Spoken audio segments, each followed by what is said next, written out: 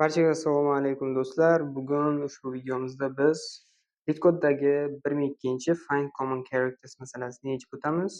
Eng avvalo birinchi doskamizga yozib olib, tasavvurimizni ishga solib, hamma yechimni eng avvalo tasavvurimizda paydo qilamiz va keyinchalik kod yozishga o'tamiz. Eng birinchi masalani shartini o'qib, tushunib olishdan boshlashimiz mumkin. Demak, bizga words degan array berilar ekan.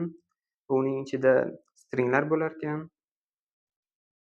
va bizning vazifamiz mana shu so'zlarning barchasida qatnashgan belgilarni qaytarib yuborish bo'lar ekan.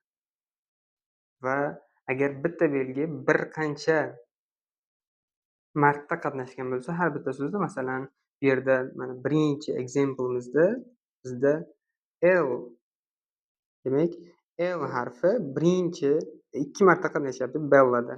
Label'da ham 2 marta, roller'da ham 2 marta. Shunda alohida L 2 marta qaytarilar. Demak, biz xohlagan orderda, ya'ni navbat pozitsiyasini saqlab qolmagan holatda xohlagan pozitsiyada qaytarishimiz mumkin bo'lar ekan natijani. Demak, bizda so'zlarning soni mana shu arraydagi 100 tadan oshmas ekan. So'z bo'sh bo'lib qolmas ekan va 100 ta belgisi bo'lar ekan maksimum. Va so'z har doim kichkina ingliz, ya'ni lotin harflaridan iborat bo'lar ekan. Demak, kelinglar, birinchi biz mana shu berilgan misolni o'zimiz qo'lda bajarib chiqsak. Biz inson sifatida stringlarga berilgan narsaga yuqoridan qaray olamiz. Lekin kompyuter faqatgina bir tomondan qaray oladi. Ya'ni faqat bir tomondan. B ni ko'rsa faqat B ni ko'radi, I ni ko'rsa faqat I ni ko'radi, B ga access yo'qoladi, L ni ko'rsa faqat L.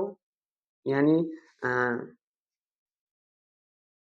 xuddi biz poyezdga chetdan qarab bir qancha chetdan uzun poyezdni ko'radigan bo'lsak, kompyuter, ya'ni buni array deb tasavvur qilyapmiz hozir poyezdni. Kompyuter esa oldindan ko'radi. Oldindan ko'radi va qachonki yetib kelgach ikkinchisini ko'radi, keyin uchinchisini. Xuddi shunday, demak, biz kompyuter perspektivasidan qarashni o'rganib, birinchi bu masalaga qanday yechim bersak bo'ladi? Demak, menga kelayotgan yechim bu, demak, bizga bitta harf beriladi. Biz uni boshqa yana so'zlarga boramizda, mana shu harf bormi, mana shu harf bormi deb tekshiramiz. Demak, keyin bor bo'lsa, mana bor ekan, bunisi yo'q ekan. Demak, biz natijamizga buni qo'shmaymiz. Ana endi I harfi. I ikkinchisida ham bor, ya'ni bir boshdan tekshirib kelyapmiz. I harfi bormi deb. Endi demak, uchinchisidan ham tekshiradigan bo'lsak, yana R yo'q, O, L va yana I bor ekan va qo'shamiz. Resultimizga I ni qo'shamiz. Keyin L.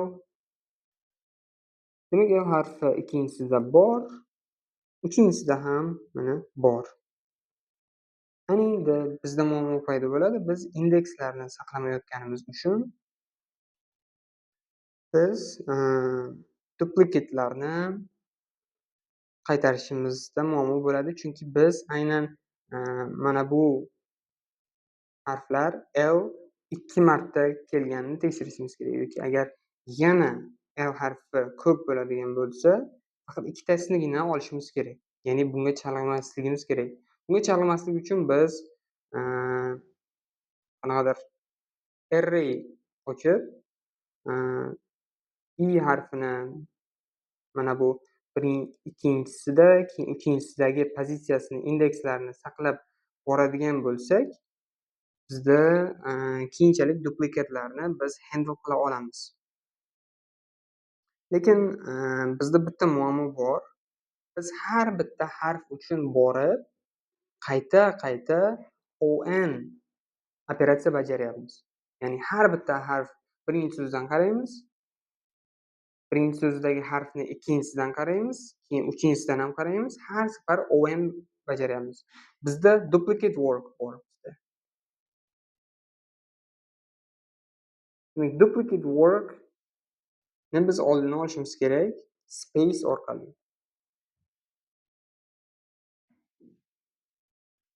Ya'ni nima qilishimiz mumkin? Biz mana shu so'zlarni hammasini demak dictionary sifatida saqlab olishimiz mumkin bo'larkan.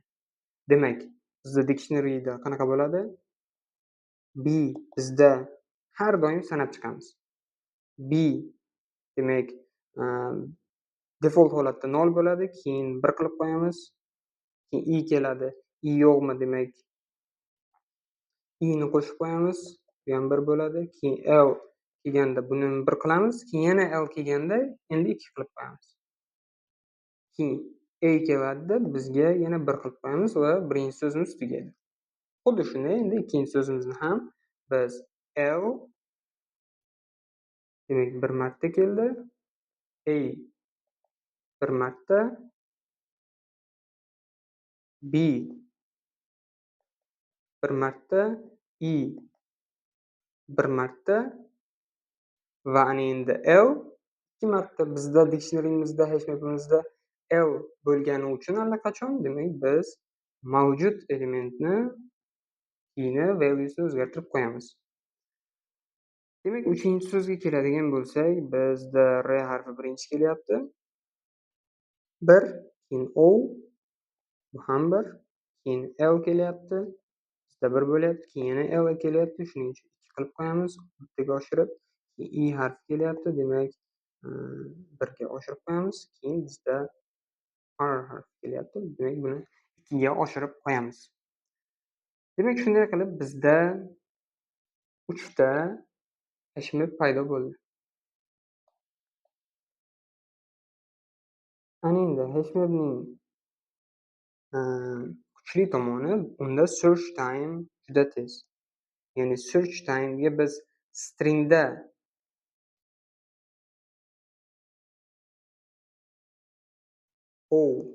n sarflasak, ma'lum bir L harfini topish uchun yoki I harfini topish uchun biz on vaqt time complexity sarflaydigan bo'lsak, biz hashmapda o1 constant time saqlaymiz. Ya'ni, I bormi? I bor. O1 bittada. L bormi? L nechta? Ikkita. Bittada. Ya'ni o1 constant time sarflaydi. Xuddi shunday endi biz boyagi biz kuzatgan duplicate work ni oldini olishimiz mumkin bo'ladi. Ana endi keyingi bosqichga o'tadigan bo'lsak, birinchi bosqichda biz demak dictionary'ga saqlab oldik. Ana endi ikkinchi bosqichda biz birinchi so'z ning keylaridan iterate qilib chiqamiz. Iterate qilib chiqayotganimizda demak bizda resultimizni saqlash uchun bitta array'miz bo'ladi va demak birinchi iterate qilib chiqayotganimizda B. Demak bizda B keladi. B bormi? Demak har bitta boshqa elementda B bormi? B nechta deb qarab chiqamiz. Demak bizda birinchisida B, ikkinchi so'zimizda B bor, lekin uchinchisida yo'q. Shuning uchun resultga qo'shmaymiz. Ana endi I bormi? Demak ikkinchi elementga o'tdik. I bormi ikkinchisida? I bor. Ikkinchisida ham I bor. Ana endi qo'shishimiz mumkin bo'ladi. Demak qo'shishdan oldin biz har doim iterate qilayotganda biz I ni, ya'ni o'sha harfning indeksini bittaga ayiramiz, kamaytiramiz. Ya'ni 1 bo'lsa 0 bo'ladi.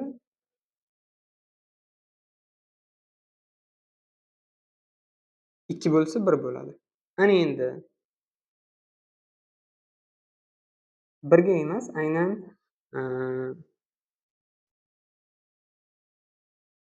demak, bizda yaxshiroq yechim qiladigan bo'lsak, biz agar har doim birni ayiradigan bo'lsak, bundan ham birni ayirib, yana L ni tekshirishimizga to'g'ri keladi. Lekin bizda tasavvur qilaylik, mana L bor, to'g'rimi? L bor va biz ikkinchisiga murojaat qilyapmiz. Ling nechta seniki deyapmiz va ikkita bo'lyapti buniki. Demak, agar bunda 3 ta bo'lganda ham baribir ikkitasi olinardi. Uchinchisida ham agar 3 ta, 4 ta, 5 ta bo'lganda ham baribir ikkita L biz qo'shib qo'yardik natijamizga. Chunki eng minimumni olyapmiz. Shuning uchun kelinglar, mana bu keylar takrorlanmasligini hisobga olib, biz kamaytirib o'tirmaymiz indekslar nechtaligini. Shunchaki biz boramizda L ni olamiz. Keyin ikkinchisiga murojaat qilamiz. Hey, senda Ling bormi mana shu ikkita? Ling bormi? Ha bo'lsa, Lni valuesini olamizda mana shu valueni minimum bilan solishtiramiz. Keyin uchinchisiga boramizda, hey, seni Ling bormi deymizda, ha bo'lsa bor. Agar bor bo'ladigan bo'lsa, yana minimumni olamiz. Va bizda minimum, demak, birinchisida 2 bo'ladi, uchinchisi bilan ham solishtirayotganda yana 2 bo'ladi. Minimum. Va shunday qilib bizda 2 bo'lgani uchun biz ikkita L qo'shamiz.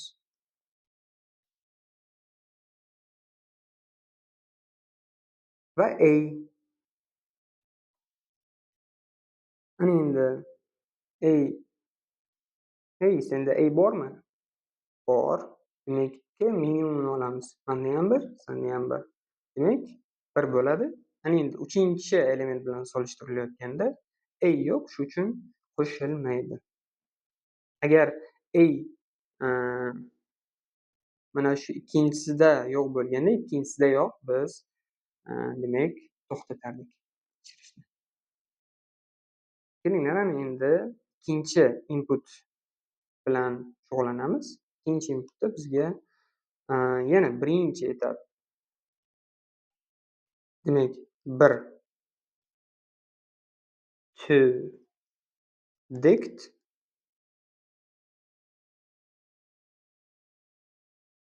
demak so'zni dictionaryga olyapmiz. Demak, ikkinchi etap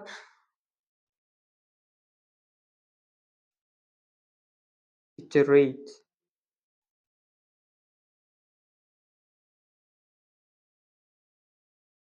Demak, birinchi first word. Demak, birinchi so'zning keylaridan, ya'ni harflaridan yurib chiqamiz.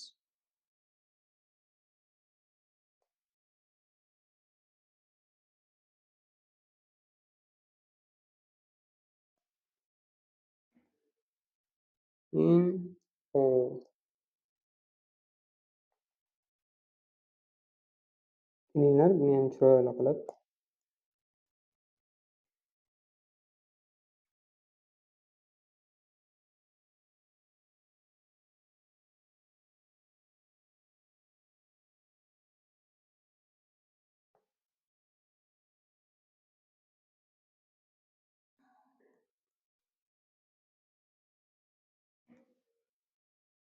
demak, eng kichkina amountni qo'shamiz. Agar no bo'lsa, rate keyingilarini tekshirib o'tirish shart emas.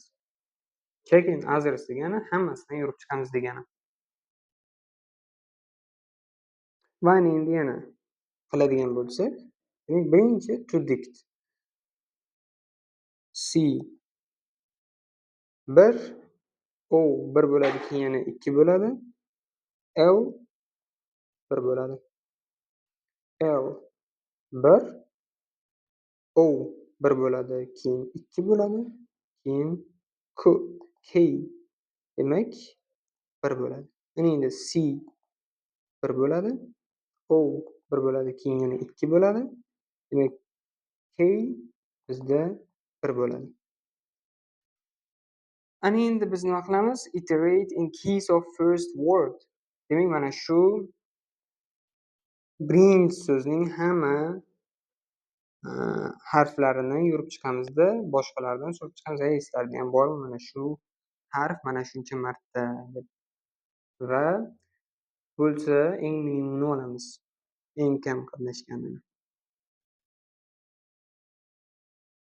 va birinchisiga kelamiz va ikkinchisiga boramizda C yo'q.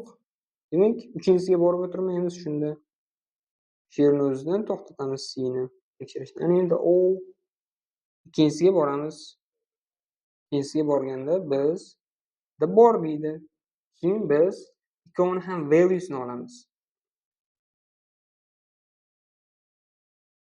Demak, value 1, value 2 deydigan bo'lsak, bizda bitta muammo paydo bo'ladi. Bizda eng minimum o'rtada bo'lishi mumkin. Shuning uchun biz har doim value 1 ni ishlata olmaymiz. Shuning uchun kelinglar,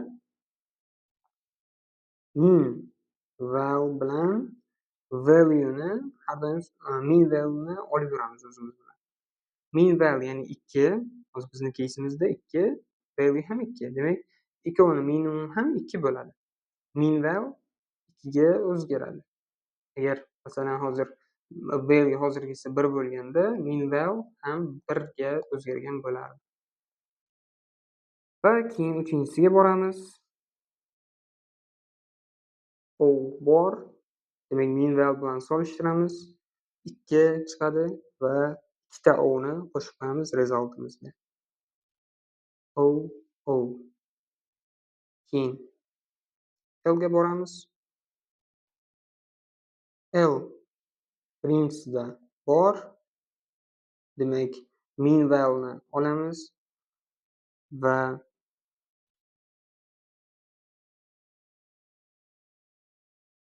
olgandan so'ng 1 bo'ladi va L ni uchinchisidan so'raymiz. Uchinchisida yo'q bo'lgani uchun, demak, L ni qo'shmaymiz va ikkita O return qilinadi. Va endi biz to'liq tushungan bo'lsak, kodni yozishga o'tsak ham bo'ladi.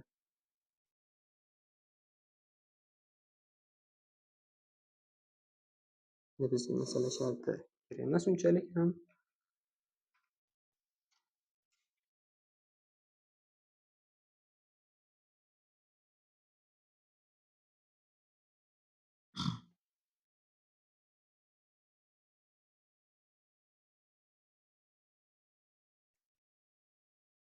Def to dict degan funksiya yaratib olamiz.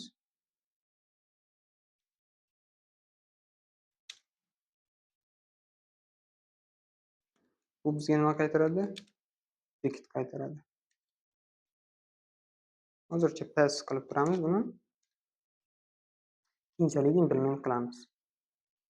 Ana endi biz har bitta word in words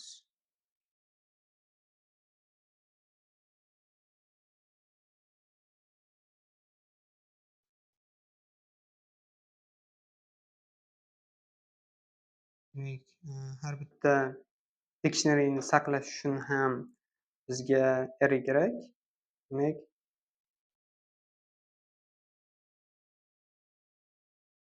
word dict deymizda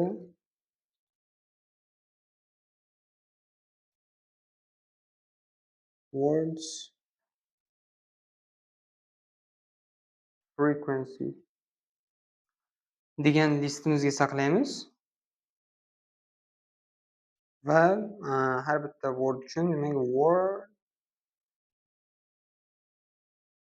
words.frag.append qilamizda, append qilib to self to dict word ni demak dictionaryga o'tkazib olamiz. Demak, bizda birinchi etap tayyor. Ana endi ikkinchisida biz birinchi so'zning har bitta keyini iterate qilib chiqamiz. Qanday qilinadi? For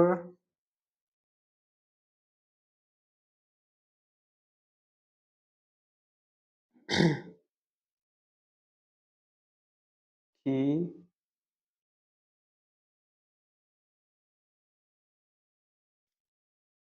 value in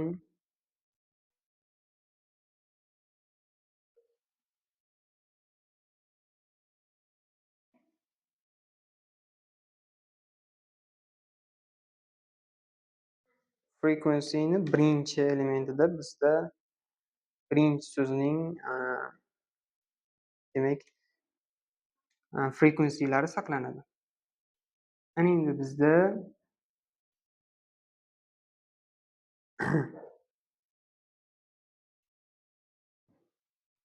key value kelyapti. Bir boshga iterate qilamiz. Keyda bizda harflar bo'ladi. Value'da esa frequency'lar. Va biz yana bitta for ochib olamiz. For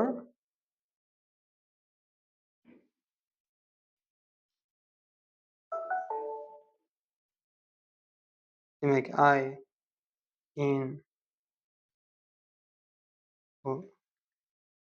range when demak birdan boshlaymiz. Endi o'zi bilan o'zini tekshirib o'tirmaslik uchun words frequency'ni uzunligigacha davom etadi.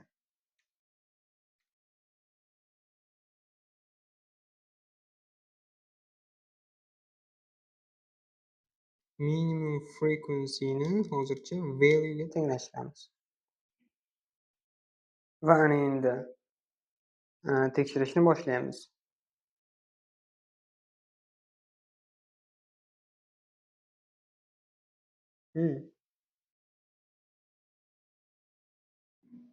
Demak, words frequency'ni ayinchisi bizga o'sha dictionary'ni beradi. Demak, o'sha dictionary'ni ichidan biz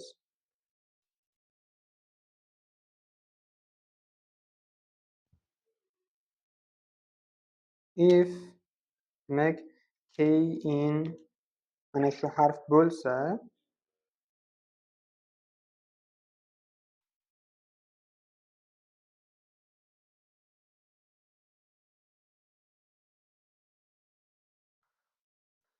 demak mana shu harf bo'ladigan bo'lsa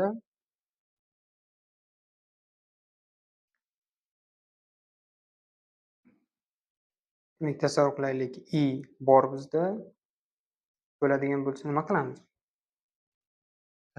Tasavvur. Kodni feeling qilish ancha esdan ko'tarilibdi. Key bo'ladigan bo'lsa bizda frequency'sini olamiz. Demak words frequency'ni ayinchisi demak keyinchisiga biz access qila olamiz ana endi.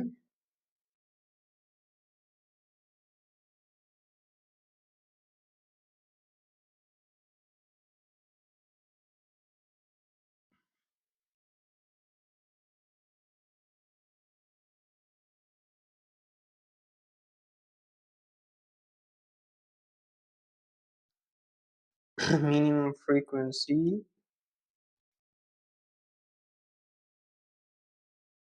bilan solishiramizda minimum frequency'ga shularning kichkinasini saqlaymiz.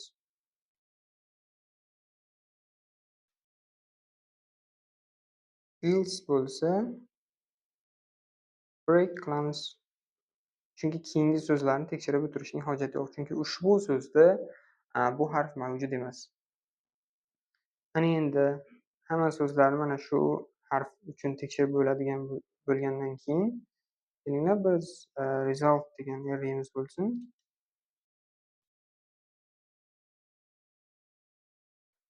Result band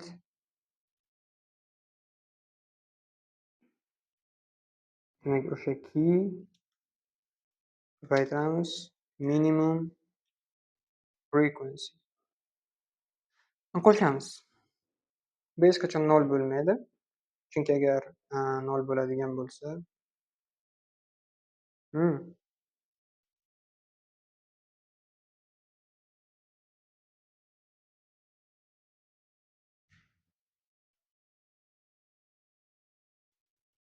minimum frequencyni 0 qilamiz agar break qilishdan oldin.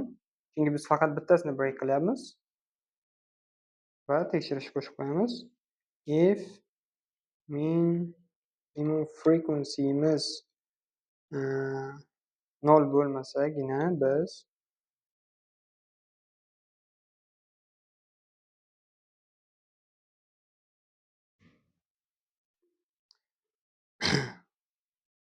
qo'shib qo'yamiz. Agar 0 bo'ladigan bo'lsa, demak qo'shib o'tiramiz. Va demak hosil bo'lgan arrayni return qilamiz. Result arrayni. Va endi to dict demak bizga word beriladi. Demak result qilib yetkazsak bo'ladi.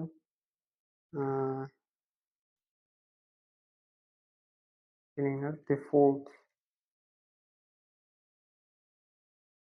raqamni default dict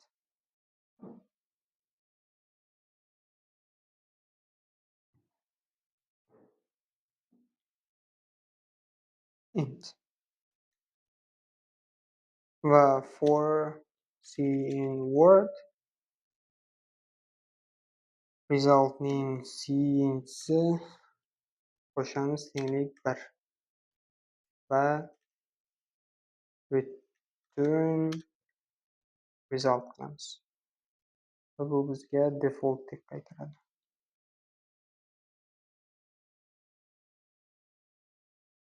Va default dict qaytargani hisobiga bizda bitta muammo paydo bo'ladi.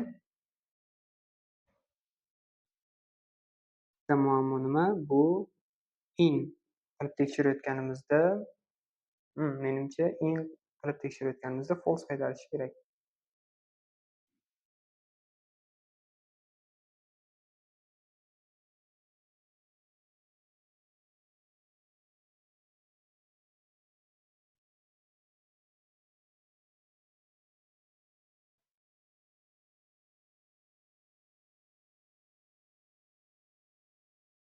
Mana endi bo'ldi.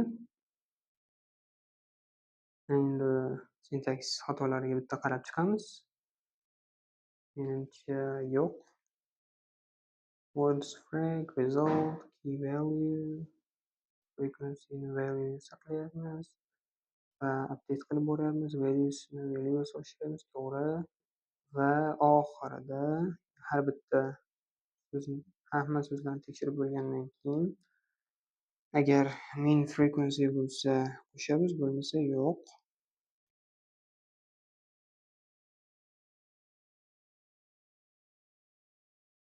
Keyni qo'shamiz, to'g'ri.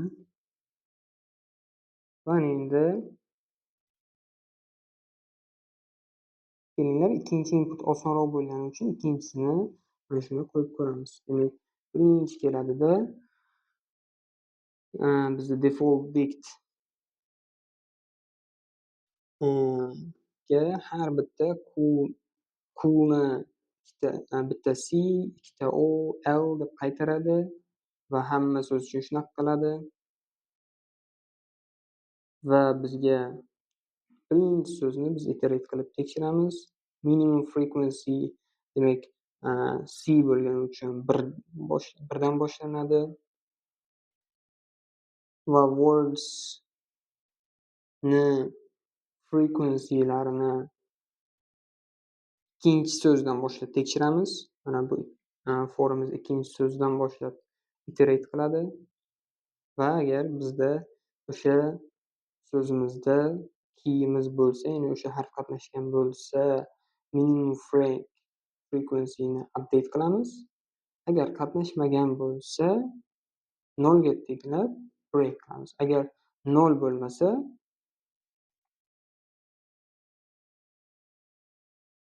demak, mana shunchani qo'shib qo'yamiz. Demak, birinchisida else ga tushadi. No, no, it's not look, it's lock.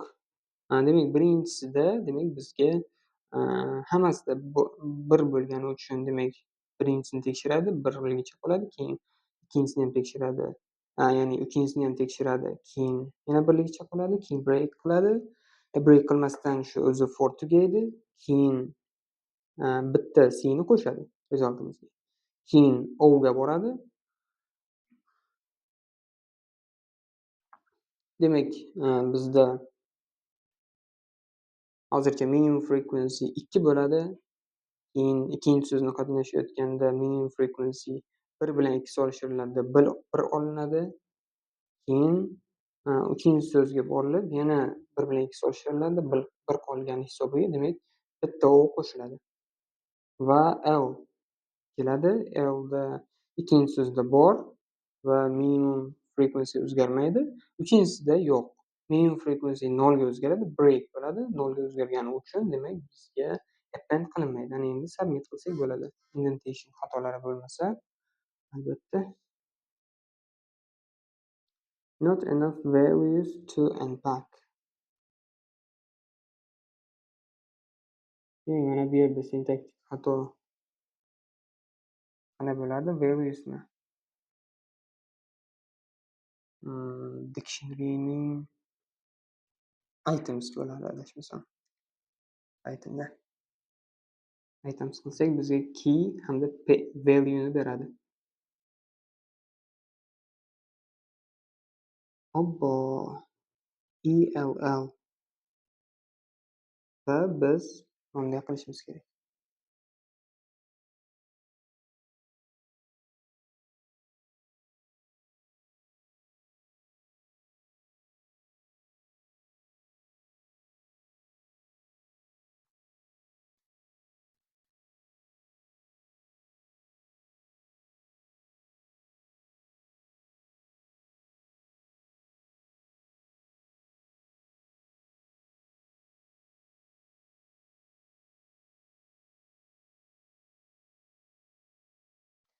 Kelinglar tinchgina.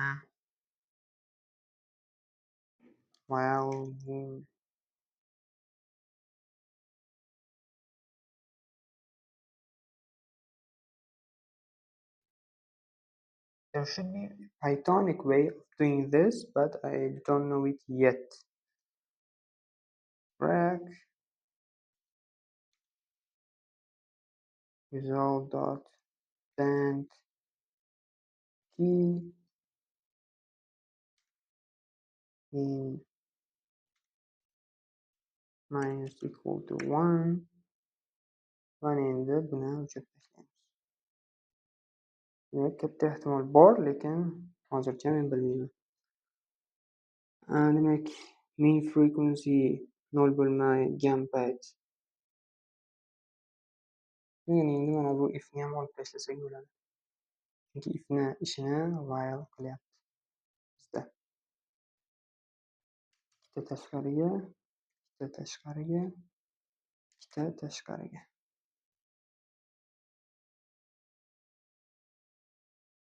Mana endi submit qiladigan bo'lsak,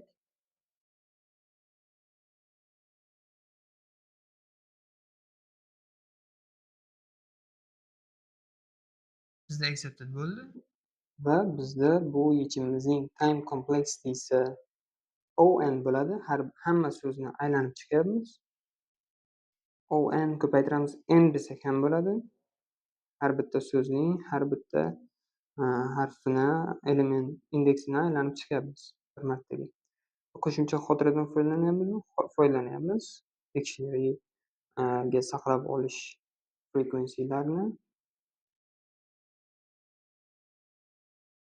va shunday qilib mana shu masalani ham yechimini to'liq tasavvur qilib, kodga o'girib yechib o'tdik va keyingi videolarimizda ko'rishguncha salomat bo'ling. Xayr.